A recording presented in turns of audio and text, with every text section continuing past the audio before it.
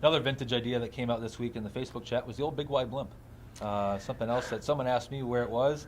I have no idea.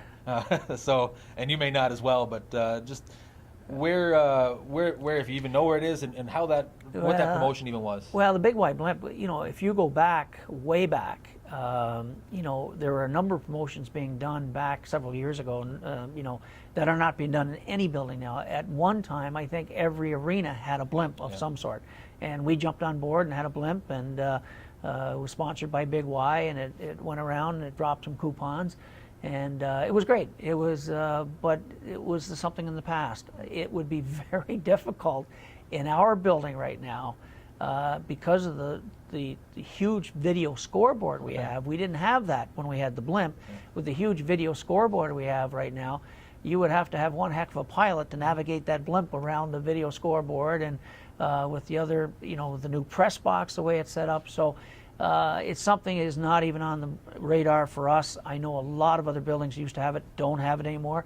And I will also share a story that there was a major lawsuit was filed by a family whose young son had his finger caught in the contraption that drops the coupons from the blimp in another market in our league, and it happened in another league as well, because the blimp got down too low and a young boy got his fingers jammed in it.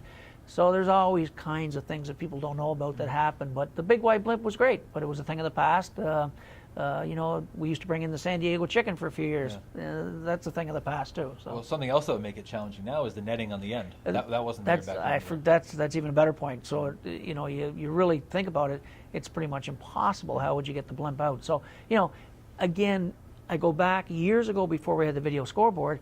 We had to be much more creative on how we could do some things for entertainment with what we did in the facility at that time. But now with the video scoreboard and the tremendous work Stephen does on our game night operations and all the various things we do on the video scoreboard and the Bird is the Word song and the promotions we do tied into the video board, it's a whole different world now. And we're actually even getting a little bit behind the curve of what some other teams are doing in the way of technology.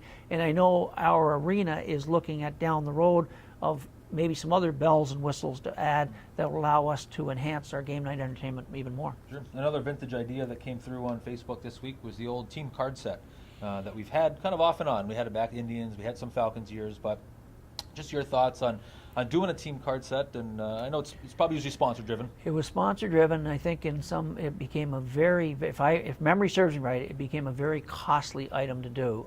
It became something that again other teams discontinued. Years ago, it was something that the league got heavily involved in. They're not as heavily involved in the team sets as they used to be. It's certainly something we could look into, but it is very expensive to produce them. And of course, the cards, as we all know, we used to collect baseball cards, hockey cards. My grandson still collects them, so I know it's still a popular thing. So maybe that's something we should look at.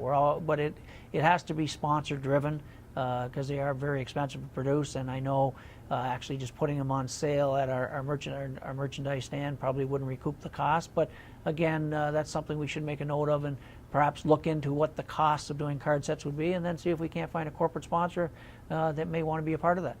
Damon Markiewicz along with Bruce Landon coming to you another weekly Webisode as we take it on the road once again this week. Coming to you from 1406 Elm Street in West Springfield, Manny's TV and Appliances. Great location here, great TVs, refrigerators. We've got a sample of pretty much everything in our office now. The Google TV behind us that you can put our website on. You can link to our social media streams off that website.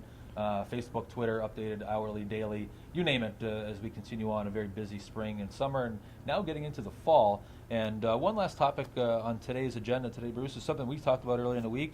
A poll came out through Sports Business Journal ranking the top minor league cities. Right. There's like 200-300 cities that they had named on there. Springfield finishing 12 in that. Just your thoughts on that? I know you've read up a little bit on it. Yeah, I think it's fantastic. I mean, anytime when those kind of surveys come out and rankings and you're in the higher percentage as opposed to being at the bottom, it's very encouraging, and it's nice to see that there are some people around the country standing up and take notice of Springfield. And I go back again, Damon, in all my pitches to the Chamber of Commerce and to the corporate community and the business community and fans in general, is that Springfield is on the map in a lot of ways because of the professional hockey team here. I mean, there's been professional hockey here since 1936. second oldest next to the Hershey Bears. And you go around the country, and there's an awful lot of bigger cities in Springfield that do not have the right to be able to say that. And as you know, I've fought very hard on several occasions to keep professional hockey here in Springfield. And Charlie Pompey stepped up and saved the day for us back in December to make sure that hockey continues here in Springfield. But we have to make sure this community realizes that it's something special to have a professional hockey team in the second best league in the world right here in Springfield in Western Massachusetts. And the fact that that ranking came out and had us 12th, I think is in part credit to the history of hockey here in Springfield. And obviously the D-League basketball team has come into our building as well. And it's nice to be recognized that we are a good sports market, and we need to make it a great sports market, and that's our goal. But I can honestly say we've had an awful lot of hockey players have been very happy about the way they've been treated. They love our facility, our locker room, our weight room. Our travel schedule is second to none, so the married guys are home a lot, not traveling all over the country. So we have an awful lot to offer, and it's nice to have players say they like playing in Springfield. And we have a lot to offer you. You can go down to Boston an hour and a half. Some of the guys, when they do get a couple days break, will take off to New York City a couple hours down the road. We've gotten players now.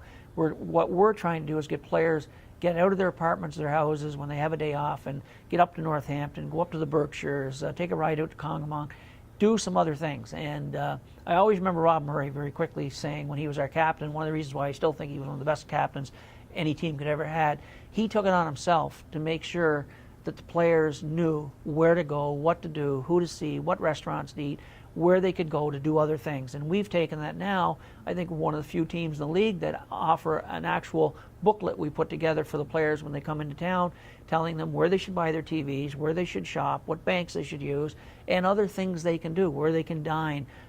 So we do a lot of neat things that people aren't aware of that makes it enjoyable for the players. And this year, my wife and I have talked about it.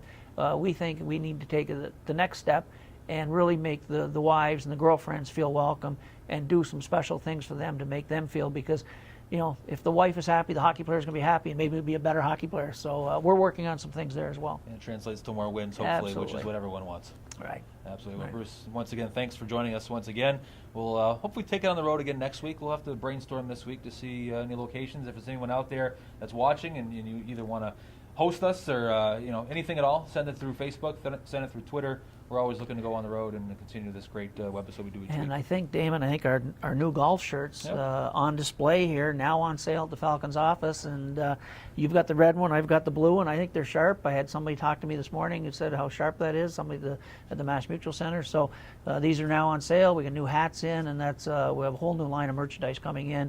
Alicia Janico doing a great job on getting some stuff ordered. And we got some new blue hats coming in as well. Charlie Pompey had brought back a sample of a hat he liked when he was down, I believe, in New York City, and he really liked it, and we liked it, so we've got those on order as well. So if you're looking for a new golf shirt, we got some long sleeve polos, working on some other merchandise as well for the fall and winter that'll be in stock come October, but a lot of good stuff on sale right now. And now, it's just ironic, you wear the blue, I wear the red. We didn't see each other We before, didn't see each other, so, no. I didn't call you this morning. No, I didn't call you last night, so one of these days we'll look like the Bobsey twins. Pretty much. Yeah. Well, call the Falcons office anytime. Merchandise always on sale. Tickets always on sale. We're getting very close to opening night. Schedule should hopefully be out this week. A lot of exciting things going on. And when we talk next week, knock on wood, we should be able to kind of recap the schedule, promote opening night, all those great things. Should be a busy week next week. It'll be a busy week because once the schedule is finalized, then there's a lot of different things we can talk about on the various weekend dates we have, and some of the promotions we have, and some of the travel we have, and a couple new ideas we're looking at as well. Well, Bruce, thanks again. Thanks, We'll Damon. see you next week. And don't forget Summer Barbecue for ticket package holders and sponsors coming up next Thursday, August 25th at Amelia Park in Westfield. If for some reason you think you should have an invitation and didn't get one, didn't receive it, or you have any questions on where Amelia Park is, anything at all, call the Falcons office, 739-GOAL. We're open pretty much every day. Give us a shout, and we'll be glad to help you out. So, again, thank you to Jared and Manny's TVs for hosting us here today. A great setup. Maybe we'll do it again. This room here, I wouldn't mind coming in when the hockey season's going on. Be a great way to record. Stephen Hanjack, once again, thanks behind the camera. Thank you for watching out there, and we'll see you next week.